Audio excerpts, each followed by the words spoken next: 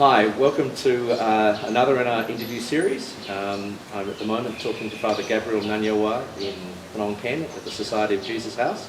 I wanted to talk to you today about the ecology program that you're running here. We're very interested in the great example of a grassroots project where you're using, doing a tree planting program that is being run out of the shelter that you run outside of Phnom Penh. And I was wondering if you could tell me a bit more about the ecology program and how that works. First of all, we work inside a center that's called Pantai Priok. It's a center for people with disabilities. So people with disabilities from all over the country, they come over, and there are different departments or fields of study. It's a vocational school run by the Jesuits, so they can study sculpture or sewing or machinery, etc. One of them is agriculture. We've got the electronics as well. The electronics is very impressive. Everybody fixing the screens to their phones. That was very impressive. Phones too. Yeah. So we're partnering with the agriculture department people. And starting, I think, late 2012, the students of the agriculture department came together, and me as well. And we started to build a small nursery. And then actual operations came formally started January 2013.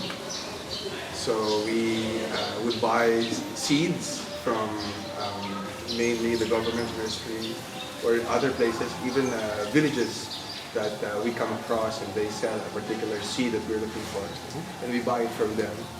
And the people in Pantai Priok, they raise seedlings from seeds. The people from the government nursery initially taught us how to do it. So initially it wasn't part of the agriculture department curriculum, but they taught us how, and the students with the teachers of agriculture, all of whom has a disability of some sort, physical disability, built the nursery and are raising the seedlings from seeds. So that happened early last year, 2013. So our first planting tour, so to speak, was in June, July, August, September of 2013. Okay, so we're aiming for another planting tour this year. And in that planting tour, how many trees did you plant? I counted a little less than 2,000 trees. Wow. It's not much. However, but it's hardwoods. It's exotic species. It's things that are under threat as well. So it's not like normal trees. These are really important trees. It's all of them are native hardwood trees of Cambodia.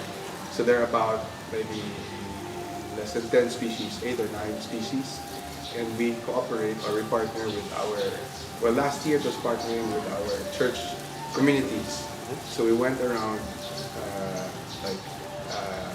the church compound, and there was a gathering of children, a gathering of volunteers, of Cambodians, and some volunteers from Spain who were there at the moment, at that time. So we partnered together and we planted on their compound. That was one category of people. The others were government communities. There was one in Prebeng. It was the commune compound, and we were invited. And there was actually a interreligious activity going on. I didn't know. Okay. But then we were invited, so we went. We thought it was just a tree planting thing, but it was a tree planting activity for an interreligious dialogue that was going on right there. So that was good. So maybe about 3 times or so we were able to participate with other religions in planting trees.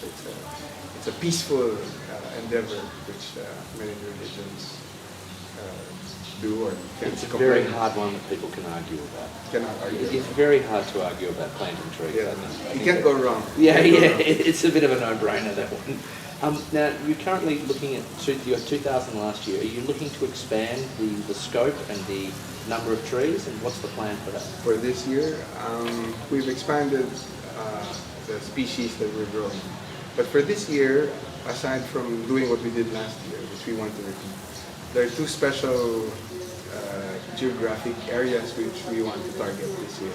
We've started getting contacts with both. So one is Prelong. Prelong is you see Prelong, you read about it in the papers. It's the largest evergreen lowland forest, not only in Cambodia but in the region. And there are many communities living in the forest and around it. They're very vigilant, they're very organized in protecting it, given also that there are many economic land concessions within that area. It's a forest where the provinces of Phnom Penh, and Phnom come together with this big area that's big forest. And last year, they asked for 10,000 trees from us, but we said we couldn't give you 10,000. We didn't have. Well, our trees were just 2,000. So this year we're prepared to give them to go there and plant together with them. I don't know, 4,000, 5,000.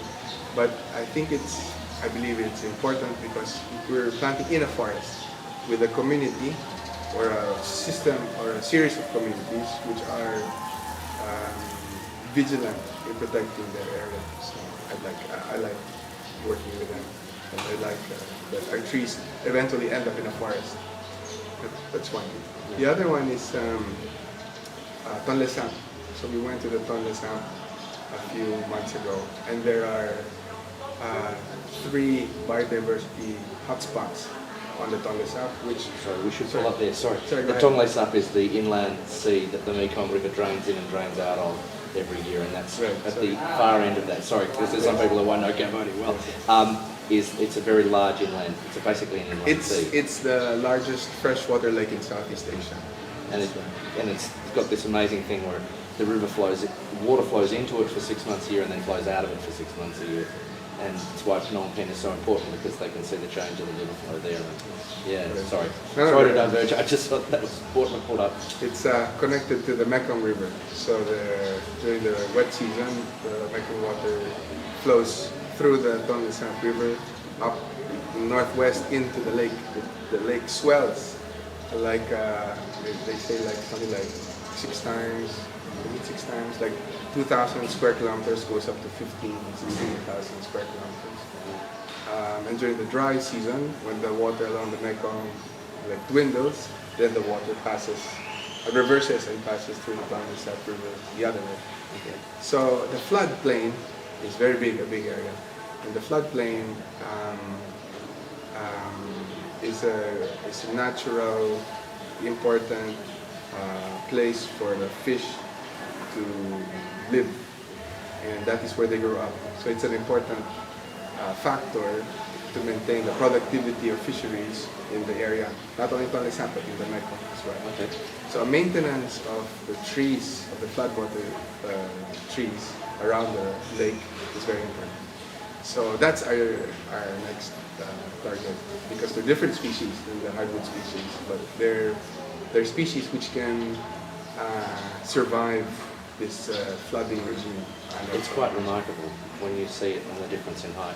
I was there last year with some friends of mine, a really great mate of mine, and it was quite amazing.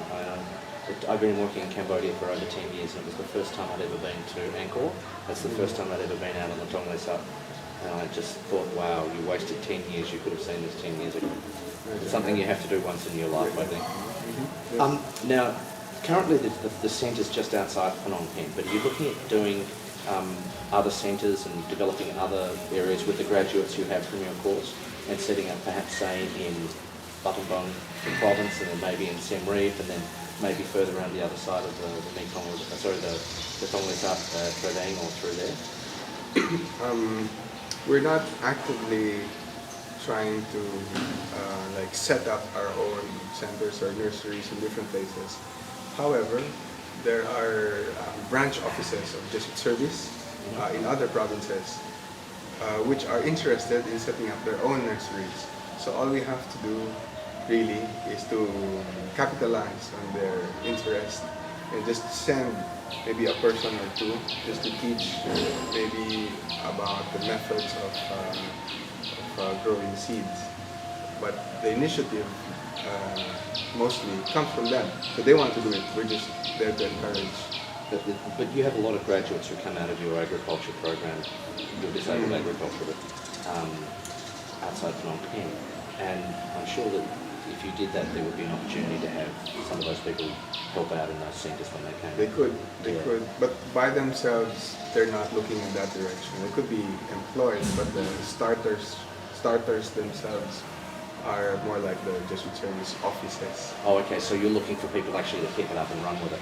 So, yes. From the community. Yeah, we're currently doing a small project as a CSR thing for our company, and we're doing that with the Jesuits out of Phnom Penh. And one of the things in that project is that there are a lot of very capable people who help out as volunteers with the church, and we're hoping that as a process of getting to know these people, that we can absorb some of them into our company and use them in projects going forward. Yeah, well, that's the plan. And the guy that is actually building the house is training to be a nurse. And he's the teacher who is also looking after the kids. And he's basically built out this house. And I was amazed by his ability to do a couple of things at once and doing it quite well. Really impressive. Yeah, it was very impressive. I was quite impressed. So what's the plan for the next couple of years? Are you going to go 2,000, 4,000 this year, 5,000 trees this year? Yeah. Yes. Okay. Yeah. And then next year? Don't know. A million. I shouldn't laugh, should I? But I mean, could you get to 10, 12,000 trees? Perhaps we just expanded the It's quite a modest spot. I mean, you really in that very modest spot. Do you have enough water at the facility to do it? Apparently, yes. There's a system of ponds from the front. Yeah. There are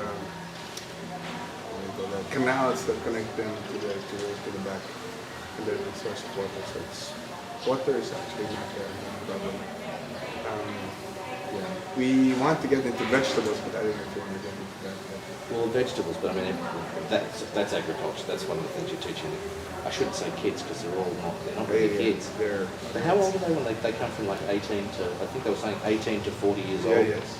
So do you have a lot of older people coming? Actually, no. I think the average range would be around 20 to 30 years old. Okay. For people who are younger but not very many, people who are older but not very many. And there's 100 students. 116. 116, and they're there for 1 year, 2 years? 1 year, except for sculpture, which is 2 years. Okay. Yeah. Can I say something about the agriculture? You can say whatever you like. No, we expanded it, and we're planning to put a space for vegetables, but not on the ground. The idea is to plant them vertically, like on a wall, or make a fence, then plant them around the fence. Not on pots, but on containers that can be easily found, and you cut them in half and use those containers, and let's trim them up so they go up. The idea being two things. One is to recycle things, containers.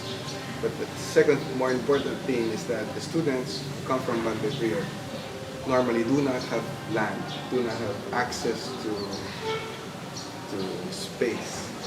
So that sort of bogs them down from doing like vegetables if there's no space.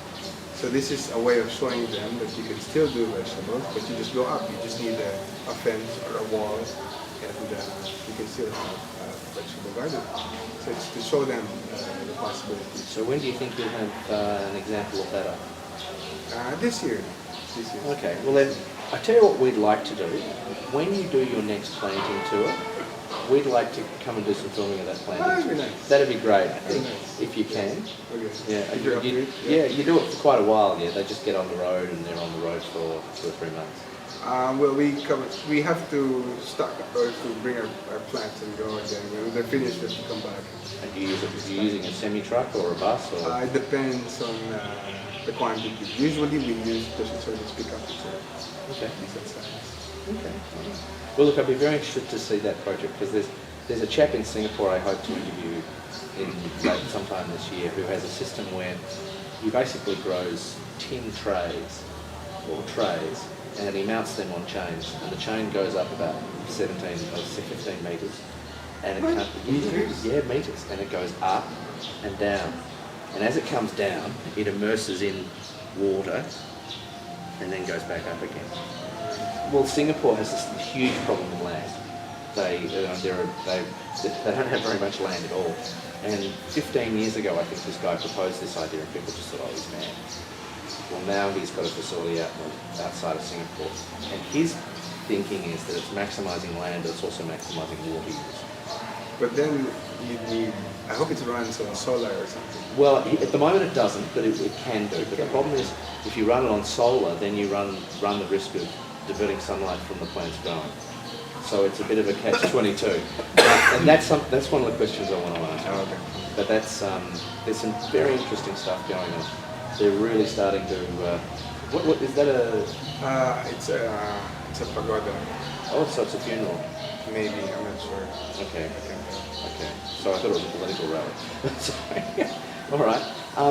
Well, look, thank you very much for your time. Thank you. And I'll look forward to seeing you in the middle of the year, and we can get some of that to show people how you're doing. Happy to have you come along. One other question I have: Yes. are you interested in partnering with anybody regionally?